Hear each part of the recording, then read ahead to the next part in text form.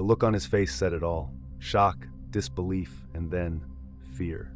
Brandon Scott had no idea. No idea that the man he disrespected, humiliated, and dismissed just days ago was the one signing his paycheck. And now, here he was, standing in the same room as Michael Carter, the owner of it all. Michael Carter was no stranger to hard work. His journey to the top had been far from easy. Born into a modest family, he grew up watching his parents struggle to make ends meet. Those early lessons in resilience shaped his ambition, driving him to dream of a life where respect and fairness weren't privileges. They were guarantees. By his 40s, Michael had turned those dreams into reality. He was a self-made millionaire and the proud owner of several luxury car dealerships, each one a symbol of excellence and dedication. But even with his success, he stayed grounded. Most mornings began with his family. Over breakfast, his wife would tease him about his tendency to overwork, while his teenage son eagerly shared plans for his day at school. These moments were Michael's anchor, a reminder of why he worked so hard. But there was one thing he couldn't ignore.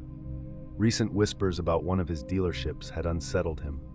Stories about staff judging customers based on their appearances, assuming what they could or couldn't afford without even speaking to them. Michael couldn't stand for it. Respect was the cornerstone of his company's ethos.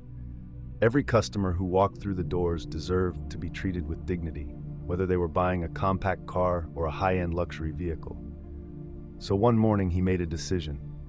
He traded his tailored suits for a plain black top and an old jacket, intentionally blending into the crowd. He didn't want anyone to recognize him as the CEO. This was about seeing the truth. As he adjusted his baseball cap in the mirror before leaving, a thought crossed his mind.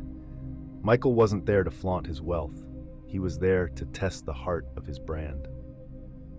The dealership was alive with activity. The sunlight streaming through the glass windows highlighted the shimmering finishes of the cars on display.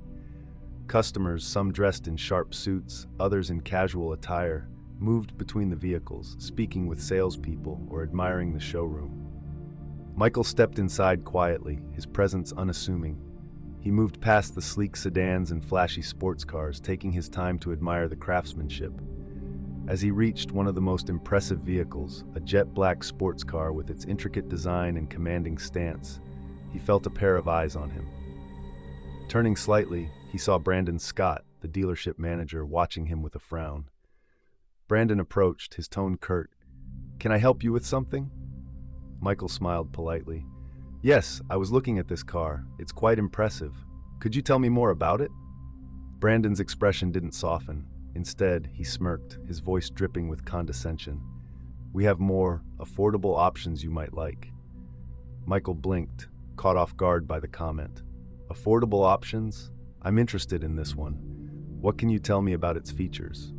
Brandon crossed his arms, his irritation growing. "This section is reserved for serious buyers. If you're just browsing, I suggest you take a look at the other side of the showroom." Michael's gaze remained steady, but inside, he felt a pang of disbelief. He tried one more time. "I didn't say I wasn't a serious buyer." Brandon's smirk faded, replaced with visible impatience.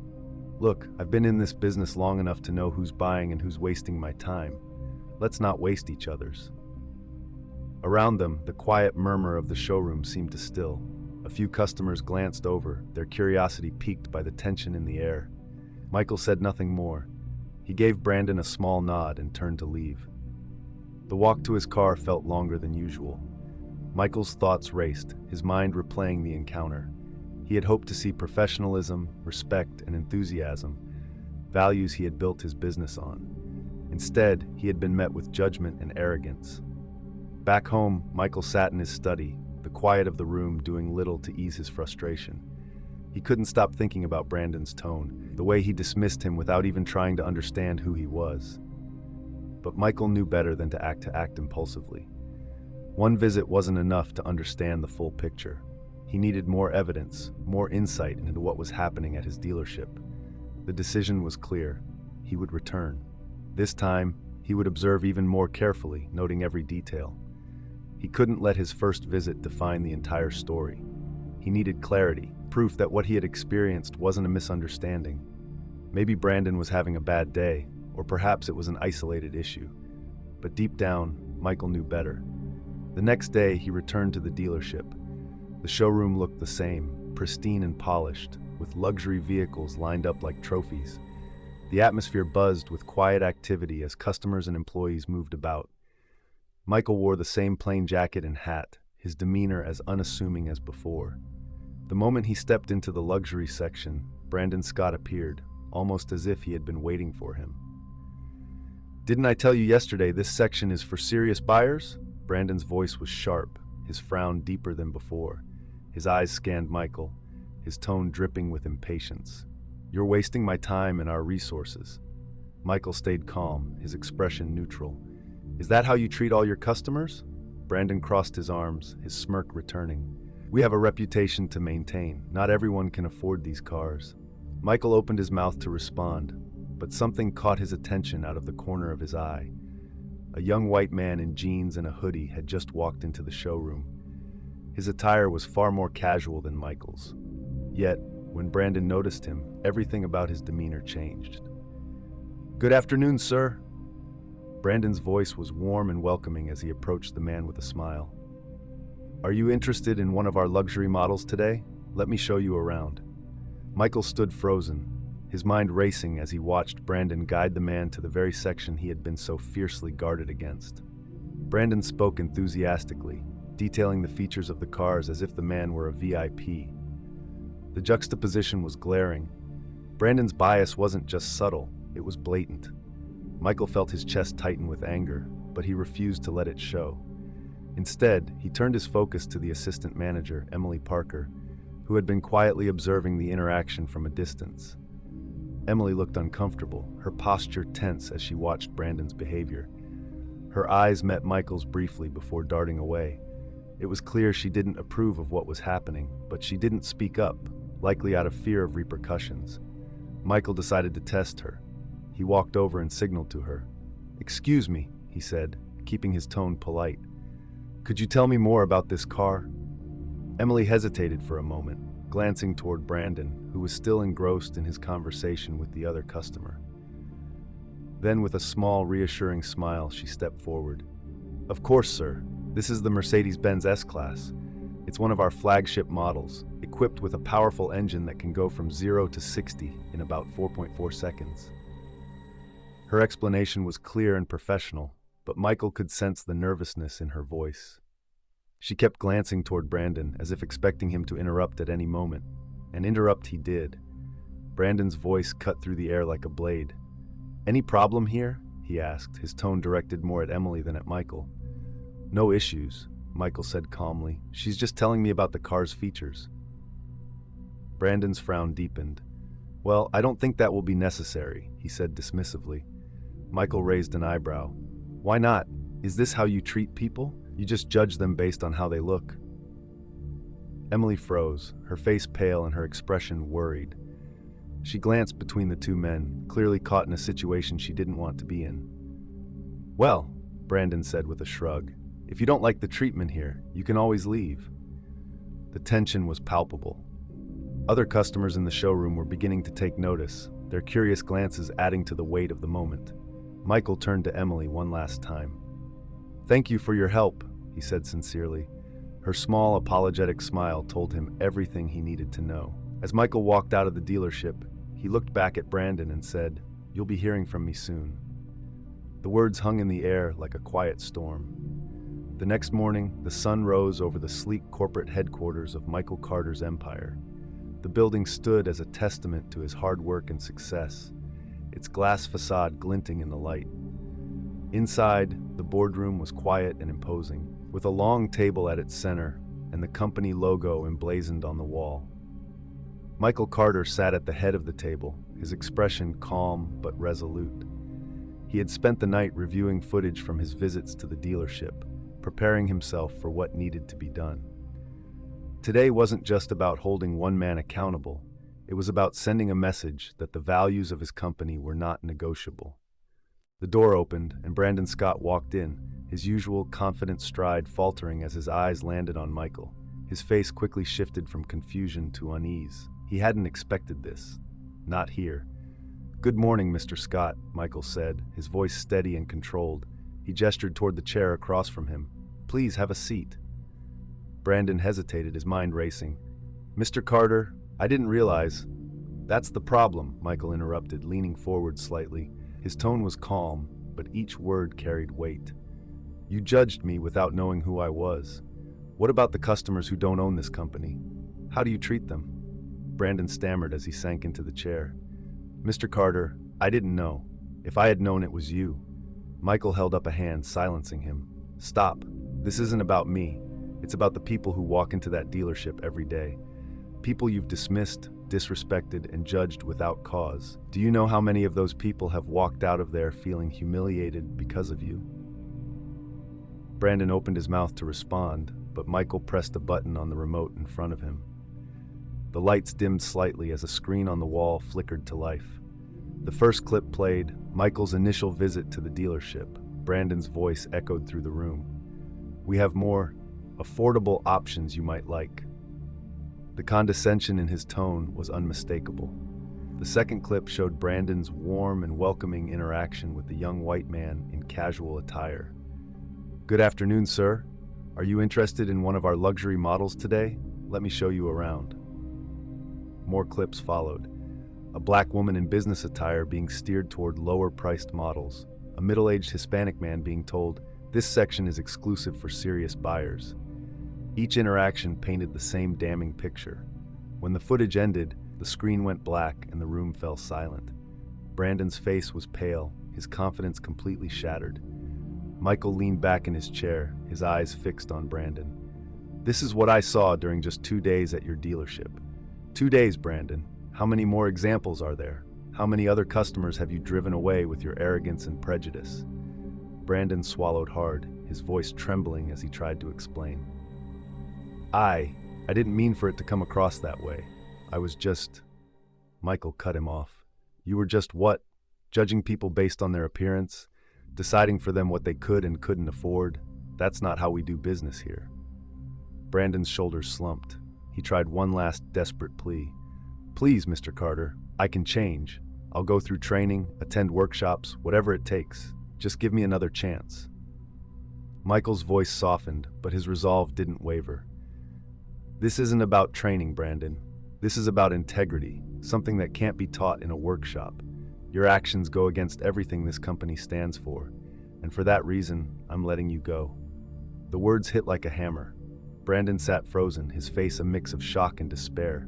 He started to protest, but Michael raised a hand, signaling the end of the conversation. "You can collect your things. HR will be in touch regarding your severance," Michael said firmly. Brandon stood slowly, his movements heavy with defeat. He glanced at Michael one last time, his mouth opening as if to say something, but no words came out. He turned and left the room, the sound of the door closing behind him echoing like a final punctuation mark. Later that day, Michael sat in his office, reviewing documents as the sun cast a warm glow through the large windows. He had one more meeting to conduct, one he was looking forward to. There was a knock at the door. "Come in," Michael said. Emily Parker stepped inside, her hands clasped nervously in front of her. She was dressed professionally, but her expression was a mix of apprehension and curiosity. She had no idea why she had been called to the headquarters, and the memory of Brandon's dismissal still lingered in her mind. "Take a seat, Emily," Michael said, offering her a reassuring smile. She sat down hesitantly, her posture stiff. "Mr. Carter, is everything all right?" Michael nodded, leaning forward slightly. "Emily, I've been observing you. Over the past few days, I've seen how you handle yourself in difficult situations. You've shown professionalism, respect, and a willingness to help, even under pressure." Emily's eyes widened slightly, but she said nothing, waiting for him to continue. "I want to talk about the way you conducted yourself at the dealership," Michael said. "You treated me like any other customer, without judgment or assumptions. Even when Brandon intervened, you didn't lose your composure. That tells me a lot about your character." Emily's voice was soft as she replied, "I just didn't agree with the way Brandon treated people. I never did. But he was my boss." Michael nodded. "I understand. But that's why I called you here. I need someone to take over as interim manager of the dealership. Someone who can uphold the integrity of this brand and ensure that every customer is treated with the respect they deserve. I believe that person is you." Emily's mouth fell open in shock. "Me? Interim manager?" Michael smiled. "Yes, you. I believe you're more than capable. And don't worry, you'll have support. We're implementing company-wide training on customer service and bias awareness, starting immediately." Emily blinked, her emotions a mix of disbelief and gratitude. I don't know what to say." "Say you'll do it," Michael said, his tone warm but firm. She nodded slowly, a small, determined smile forming on her lips. "I'll do it. Thank you, Mr. Carter. I won't let you down." Michael leaned back in his chair, his smile widening. "I know you won't." Brandon Scott wasn't a man accustomed to failure, but today he stood in Michael Carter's office, a shadow of his former self. His shoulders were slouched, his usually pristine suit looked wrinkled, and his face was pale. He had come to plead for a second chance. "Mr. Carter," Brandon began, his voice shaking, "I know I've made mistakes. I've been arrogant, and I've let my prejudices cloud my judgment, but I can change. I need this job. I've worked hard for this company. I can prove I'm better than this." Michael's gaze was steady as he listened. Brandon's words were desperate, and though they were laced with sincerity, Michael knew better than to let emotions dictate his decision. Brandon continued, his voice growing more frantic. "Please, I'll go through any training, take any steps you think are necessary. Just give me one more chance. I can't lose this job." Michael exhaled slowly, leaning forward in his chair. His tone was firm but not unkind. "This isn't just about you, Brandon. It's about what you represent. Your actions didn't just hurt the people you dismissed. They tarnished the integrity of this company. I built this brand on respect, fairness, and equality. Those values are non-negotiable." Brandon's eyes dropped to the floor, his hands clenching into fists. Michael's voice softened slightly, but his resolve didn't waver. "I can't risk my brand's integrity for someone who lacks moral values. The damage you've done can't be undone with apologies or promises. It's time for you to move on." Brandon opened his mouth to protest, but Michael shook his head. "The only way forward for you, Brandon, is to learn from this. Do better elsewhere. This chapter is closed." The words were final. Brandon knew it, and the weight of them pressed down on him as he left the office, his footsteps heavy with regret. The following weeks brought significant change to the dealership. Training sessions were held, focusing on inclusivity, customer service, and bias awareness. Employees participated in role-playing exercises, learning how to engage with customers respectfully and empathetically. Discussions about fostering equality and dismantling prejudice were encouraged, and the energy in the dealership began to shift. Emily embraced her new role with confidence. She implemented new policies that prioritized respect and professionalism, and her leadership inspired the team. Slowly but surely, the toxic remnants of Brandon's tenure were replaced with a culture of fairness and dignity.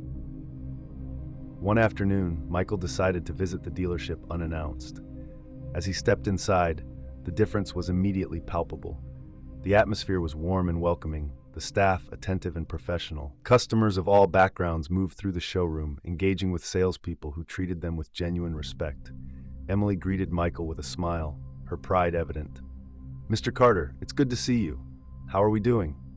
Michael returned her smile, glancing around the showroom. "Better than I could have hoped. Keep it up, Emily." As they spoke, the door opened, and a familiar figure walked in. Brandon Scott. His disheveled appearance and hollow eyes told a story of sleepless nights and desperation. He approached Michael hesitantly, his voice trembling. "Mr. Carter, please. I know I messed up, but I've learned my lesson. I need this job. I'll do anything to make it right." Michael turned to face him, his expression calm but resolute. "Brandon, the past can't be undone. I gave you a chance, and you squandered it. The only way forward for you is to learn and do better elsewhere." Brandon's shoulders sagged, and he nodded silently, realizing that there was no changing Michael's mind. He turned and left, the door closing softly behind him. As the sun began to set, Michael stood outside the dealership, watching customers leave with smiles on their faces. The transformation was clear, not just in the physical space, but in the attitudes and behaviors of the people within it. Michael turned and walked away, his steps purposeful. He knew there was still work to be done, but for the first time in weeks, he felt hopeful about the future.